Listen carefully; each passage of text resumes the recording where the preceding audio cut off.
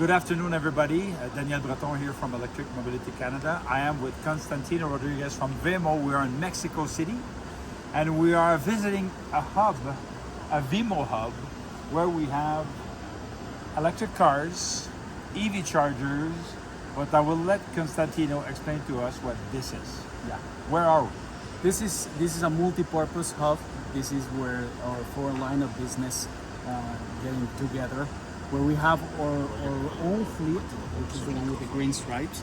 A These fleet are owned by the company VEMO. owned by the company VEMO and operated by VEMO drivers that are our employees. They're your employees. They are our employees. Okay. These vehicles are typically driven 2 shifts per day. They're operated 18 hours per day, and Okay. they drive an average of 400 kilometers A day. a day. Okay. They are 4-year-old vehicles, and they How many kilometers have on them? 300,000 Approximately? kilometers. 300,000 kilometers. 300,000 kilometers. They are charged exclusively with DC chargers because otherwise they wouldn't be Only able- fast charging. Only fast charging. Only fast charging, and we have a pretty, let's say, powerful telemetry that allows us to monitor the battery and to predict the state of health of such battery. And the last time I checked, these 300,000 kilometer vehicles had 89% of state of health On average. on average. So there's no electric car which has 50%.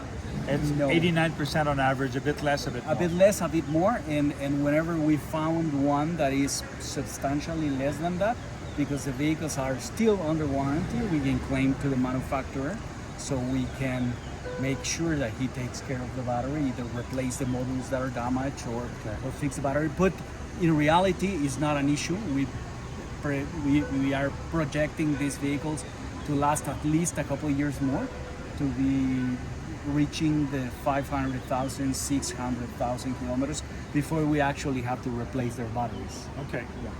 How many of those cars do you have in your fleet?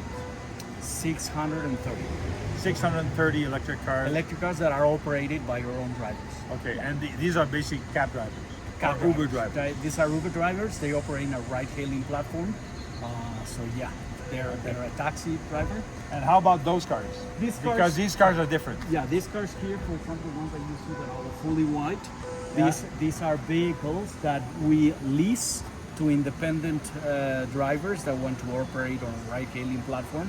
Let's come and take a closer look. Yeah, this is pretty interesting because these are typically individuals that do not have access to a credit card, do not have access to a bank.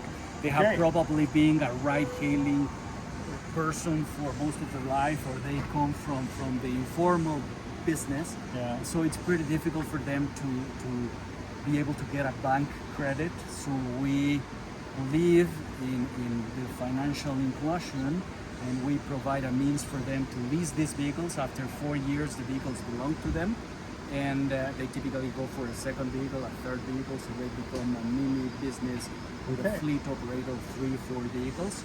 And these vehicles are operated by the gentleman or lady that is leasing these assets. Because They- you have both men and women driving these. of course. I don't remember what the latest percentage is. It's not that many women. We would like more of them to be part of our employees and be part of our leasing community. But we do have a lot of female drivers. Okay. And they use our charging infrastructure at a reduced price.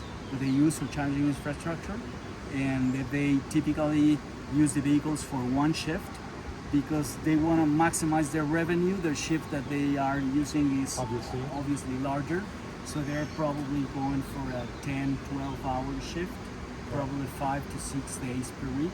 These vehicles are driven typically around 250 kilometers per day. A bit less. A bit less than our own vehicles. And all the chargers, all of those chargers that we see there, they're all Yeah. fast chargers, as They're you all said. fast chargers. Yeah. And they're 60 kilowatt chargers. 60 kilowatt chargers. We started with those.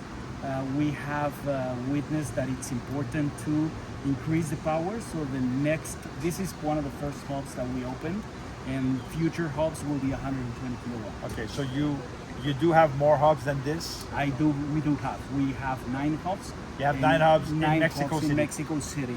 and we're just about to open within a couple of weeks the newest hub, which will be something similar like this, but with 52 120 kilowatt chargers.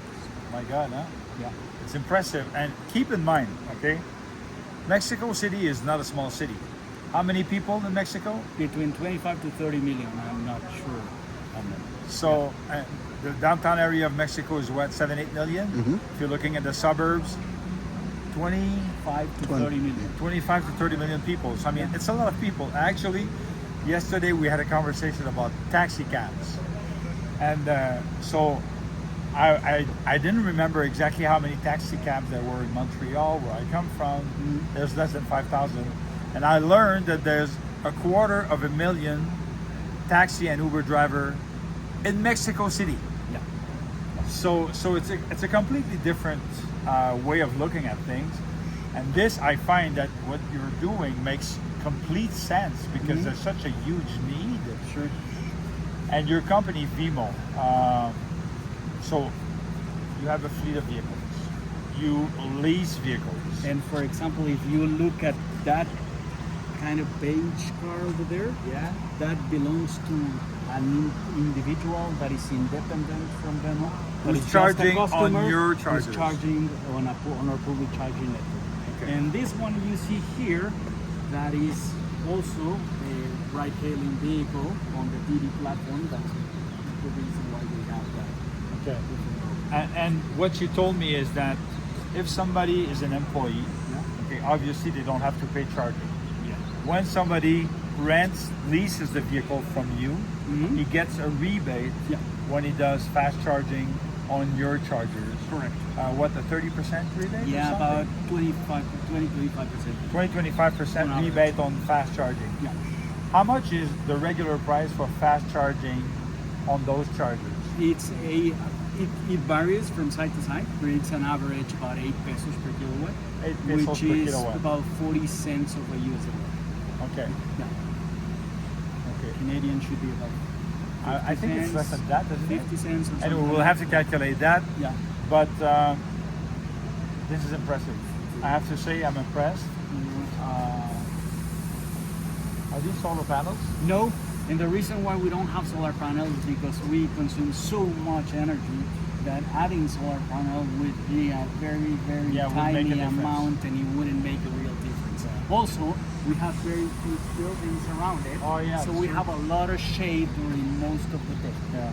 So it will be just at noon where we would get the real. Do you have full solar benefit. panels on other places? No, Or no, not yet. No, not yet, not yet. Okay. We've made the analysis, and it really makes not a significant difference for us to make. Yeah. Well, thank you so much. Thank you very That was much. a great explanation. Thank you very much. I mean, yeah, we have to know more. One last thing. All of these vehicles, I see BYD, I see Jack. Any other brands? Yeah, we have a lot of brands. How many brands of electric cars do you use or have you tested here in your company? Well, we have tested more than 300 vehicles. 300 different models. 350 different models Okay. that we have tested. That we have From every country, I guess? Yeah, from every country, from every different manufacturer, from every different technology. We have tested them because we actually have to be able to make sure that we buy the best vehicle for our fleet and the best vehicles that we lease. So they go through a very, very strict testing phase before we actually buy it. Okay. Thank you again. Thank you very much. So interesting.